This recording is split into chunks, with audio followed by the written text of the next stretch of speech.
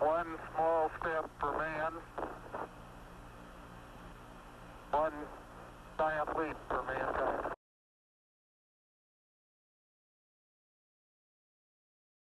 That's one step for man, one giant leap for mankind, said Neil Armstrong, one of America's greatest heroes. He embodies the accomplishment of something incredible, not just for America, but for the whole wide world. Neil was the first person to ever make a footprint on our moon. That's how he will stay in history and will always be remembered. He was born on August 5th, 1930 in Wapakoneta, Ohio. From a very early age, he was fascinated with flight. In university, he studied aerospace engineering, and in 1947, he began to service in the Korean War as a navigator. After the war, he went and finished his master's degree and then got into a flight test program.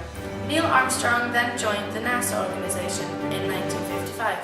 He later became an astronaut for NASA in 1963 on July 20th. In 1969, the mission commander Neil Armstrong landed the Apollo 11 and became the first man to step foot on the moon.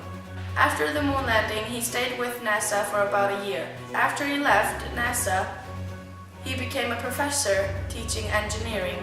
He passed away on August 25th, 2012 due to heart surgery complications. In our technology today, he can use a time machine to come back and join us. So we're going to do that and take an interview with him. Something we'd like to wonder was that the moon landing was probably fake.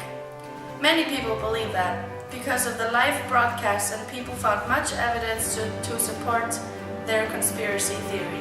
I want to know what Neil thinks and also ask him some questions. In this interview, we're going to ask him a lot of questions about how he became interested in flight and how he became an astronaut. Here is Neil Armstrong to join us in this interview. Hello. Like everybody knows, you are worldwide famous for being the first human setting foot on the moon. We would like to know you a little better. Would you like to tell us something about you? Yeah, when I was little, my family, we moved a lot. I had 2 younger siblings and I'm of Scottish, Irish and German origin. When did you first get interested in flying? I was 2 years old when my father took me to Cleveland Air Races. And when I was 5 years old, I flew the first time in Ohio. The machine was called Tin Goose. That made the difference. My interest for adventures also awoke during my partnership in the Boy Scouts. When did you first learn to fly? I earned my student flight certificate on my 16th birthday, then I soloed before I got my driver's license. At 17 I began to study aeronautical engineering at Purdue University in West Lafayette, Indiana. When did you make your first space flights?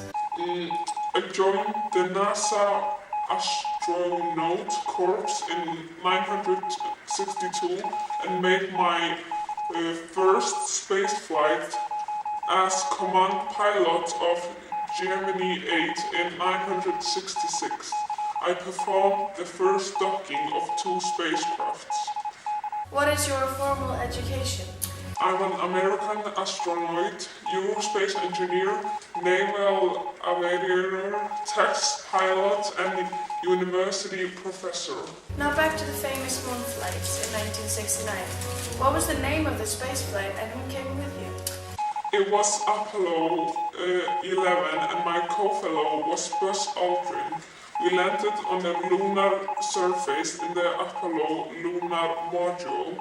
We spent 2.5 hours outside the spacecraft while Michael Collins remained in lunar orbit.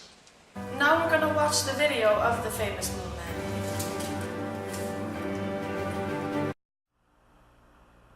I'm gonna step off the limb. One small step for man, one giant leap for mankind. Columbia, this is Houston, AOS, over. Houston, Columbia on the high gain, over. Roger, the EVA is progressing beautifully. They're setting up the flag now. I guess you're about the only person around that doesn't have TV coverage of the scene. About your famous declaration when you first set your foot on the moon. I still agree with my words then. It was a small step for me as a human being, but a huge step for the human race.